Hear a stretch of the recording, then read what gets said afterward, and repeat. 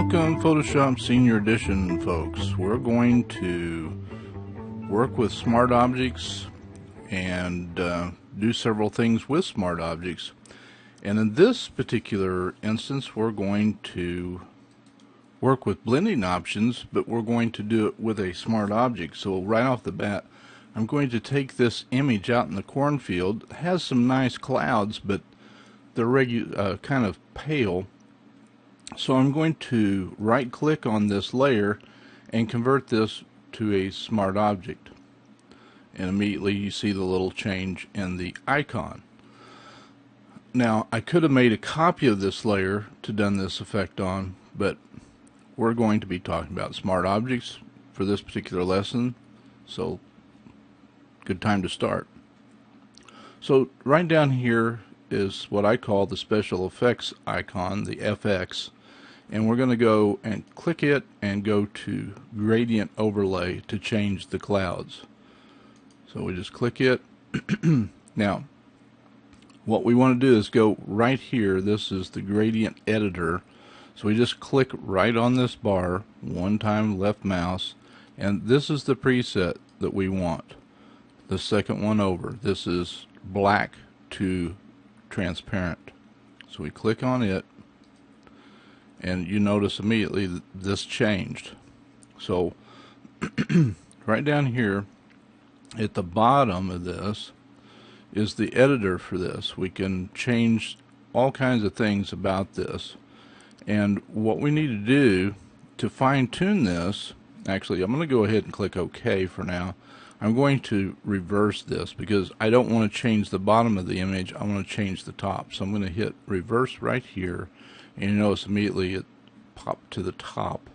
I'm going to click back on the editor again, and I'm going to go over here and click on the white because that's what's going to control how much of this is black and how much is transparent. So I'm going to click right here, and you get this little diamond shape right there. So if we drag this to the left, watch what happens. See how that receded upwards? So let's click OK again. I'm going to move my mouse outside the box and drag the black down however far I want it to be. Now you see that the fall off came clear down here. See how the shadow is still coming way down here. So if I click back on the gradient editor again, and we click back over here on this white again, now watch what happens as we bring this over. This is going to really tighten up. See how it lifted up? Coming up further and further, and you can bring it all the way to there, and that's as far as you can bring it basically. But let's give it a little bit of feather. Let's try it right in there. Click OK, and now this won't do anything until we change the blend mode, and we can put it on overlay or soft light, and notice how rich that is now. Whoops, cancel that. Let's try soft light. See, it's a little bit more natural there. So you can see it looks a lot nicer, right, than what it did before. If we turn the gradient eyeball off, there's the difference that we made. Pretty significant. Now, as significant as that is, how about the fact that we can save that as a preset and then be able to do that with all kinds of images? So if we go back into the FX button or the special effects, or just double click right on the gradient overlay, we can go over here to new style and call this Steve's sky. Let's call this Steve's rich sky. and click OK. Then let's just do away with the excuse me, do away with the gradient. Just double click on that and uncheck this. That goes away immediately. So let's go back in. Actually, let's just go back in history, and we'll go back here to where we converted it and run this again. Only this time we'll go to click on the FX and we'll go to blending options and go all the way to styles, and it'll be the last one in there. And I don't know why there is no longer a preview, but if you go and right click on it and say rename it, it's going to show you the name of it. It's a very unhandy way to see that, but if we click that, you'll see it already changed it.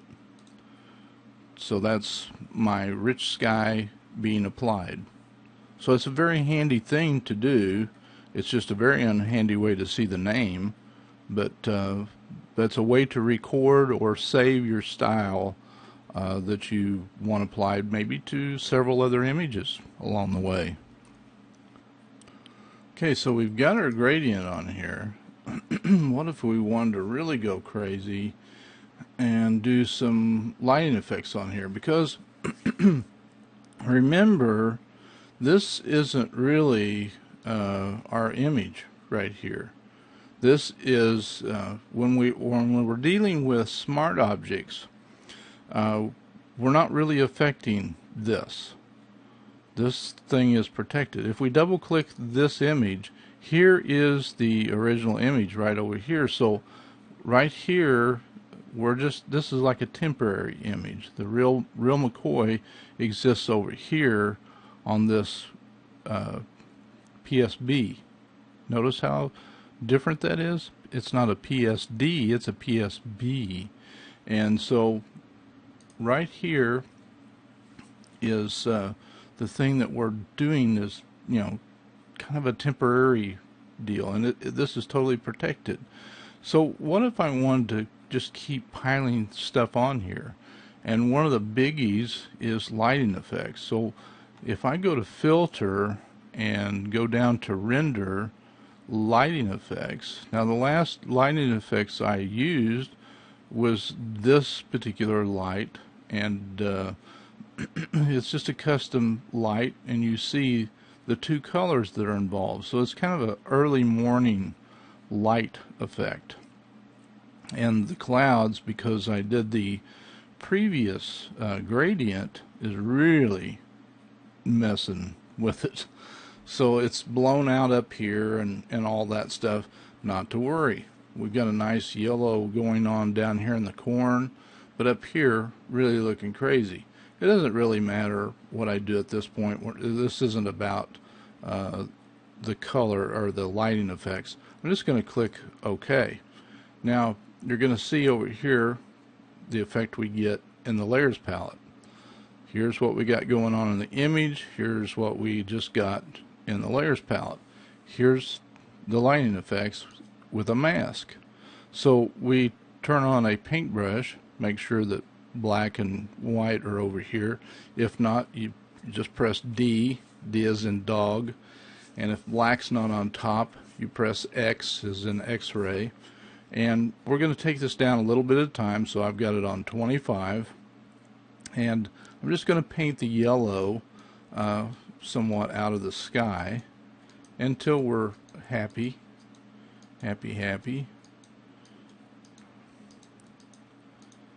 And there's nothing wrong with the yellow that's on the ground around the corn. If we turn the smart filter off down here, the lighting effect, see the difference? I mean, it's dramatic, the effect that we have here with the lighting effect filter. And so you can get all kinds of really unique things built up here, and we're not really affecting the original image at all. There's the original image still over there looking just fine. And we can totally, if we keep painting, we can just get this right back to the original image. I mean, we can just paint. Obviously, if we take this up to 100%, we get the original image back. So now we've just got it looking like it did originally up here. Now the preview that we see here shows the line effect, right? But we don't see the line effect. So now if I paint with white and drop that back, we start letting the lighting effect back in to the image. So it's letting this start show through again.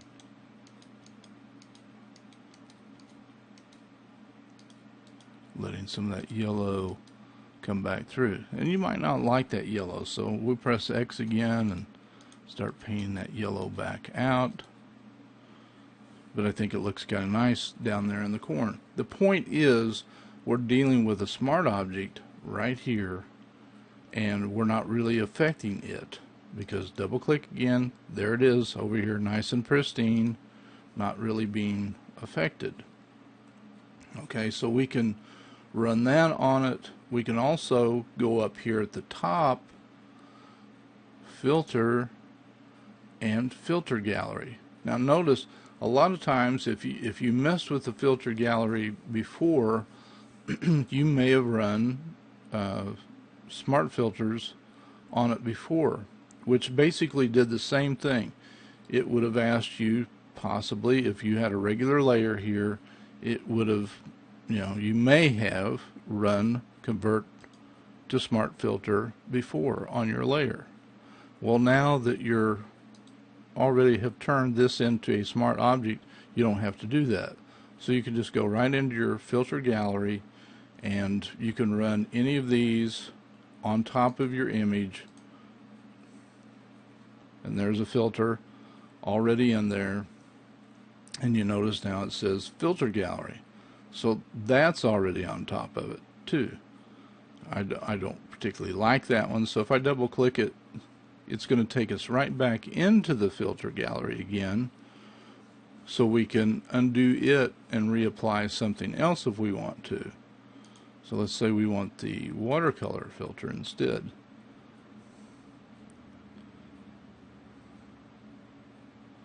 So to see the effect, we're kind of zoomed out right now. If we want to see the effect, you can see the watercolor effect on the cornstalk, and here's where it's talking about the filter gallery, ran the watercolor, there it is, and we can always go right back into the filter gallery if we want to change any of the effects on it, the brush size, the detail, all of those things. The blending option is what I clicked on. Sorry, I didn't mean to do that. If we click right on here, we can go back in and change all those. Again, we haven't damaged the original layer whatsoever. It's still, again, double click it, it's still just fine. Let's zoom out, Control 0. But all the filters appear to be applied to it. Essentially, they're all just down here. The preview shows that they're all on there. Well, this is one of my favorite images to run some filters on. And let's just run a filter on this image to blur the background. So what I'm going to do is just go to filter, and I'm going to go to the blur gallery and run a field blur, and I'm going to crank it up pretty good, something around there, and just click OK. So now what am I going to do with unblurring it? Well, there's really nothing I can do. So I have my choices. I'm going to do a Control Z and undo all that. I can either right click and convert this to Smart Object, which is what I'm going to do, or I could have created a whole nother layer. I'm going to go with Smart Object. And I'm going to do the same thing again. I'm going to go to Filter, Blur Gallery, Field Blur, and crank it up a little bit, and click OK. And now I've got a mask automatically. And so I'm going to paint on the mask, and I'm going to 30% is okay. I'm going to make my brush bigger, and I'm going to say about right here is my depth of field is going to start. I'm going to say that it falls off. The background is going to be blurry from this point, the top of my brush on is going to be blurry. So I'm going to paint with black, has to be on top. So now I'm going to paint all this up here is going to be in focus. Everything beyond the top of the brush is going to be pretty much out of focus. Obviously I want the truck in focus, so I'm going to repeatedly brush it. Now I'm going to zoom in so I can get a smaller brush. I want to bring the door back. Now it's the edges that become a problem, and the softer your brush is, the more the problem is, more of a problem that it is. Now obviously I'm going to have to come back and address what's out the back window, because it can't be sharp, can it? The edges, if I bring the edges back into focus, that is a problem, which I am. I'm bringing that back into focus. So I've got to address that. And that's the problem with using a nice soft brush. So it should probably be down there instead of where I had it. So here we go, making it smaller, switching it to white, because I've got to get the background back out of focus again. This needs to be in focus, so I switch it to black. And that needs to be in focus. I'm going to go ahead and run that up instead of constantly painting around those edges.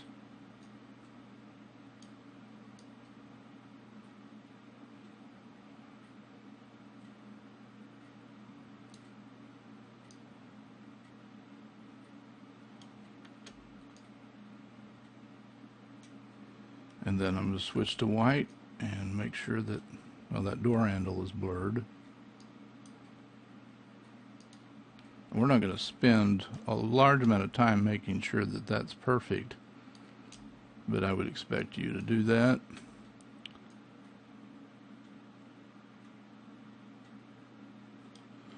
Alright, that grass back there needs to be blurry, so I'm going to hit the X and blur that back out. Same thing for here, and same thing over here. That needs to be blurry. Alright, we're going to pretend that that's perfect. Again, that's because we have the mask already built in because of the Smart Object. Alright, that came with it. Now the other thing I can quickly do with this is give it, warm that up with the nice render lighting effects. But I need to, alright, so I got my layer selected, filter, render, lighting effects, doing the early morning thing again. Just going to click OK, because you can control how much color comes out of here, how much intensity there is, and all of these settings are at your leisure. You can pick the color and all that. We're just going to click OK. I didn't warm it up a whole lot. Okay. So lighting effects are right here. If we want to go back in, We haven't done any permanent damage. I'm going to go right back here. I want a little more warmth to it, so we'll just do it again. Let's take the intensity maybe down a little bit. Let's say I want more gloss to that. I want less metal effect to it, and okay. Alright, now notice it didn't apply it to, if you watched during that process, you might want to actually back the recording up and watch again. It put an X over the top of this as it was rendering. So I think we have pretty good results in our image here. Warm things up pretty nicely, but we can turn the eyeball off and on to see those results. Catch up, little computer. We'll zoom out a little bit, do it again. Surprising how long it takes to run that. So there you go. And I think you see that according to the mask is how this thing is being run right now, because it's not being run on the truck. It's being run on where that mask is falling. So it's being run on the background. Let's turn that, see? I turned the lighting effects off. Let's turn that back on. Let's turn the blur off here.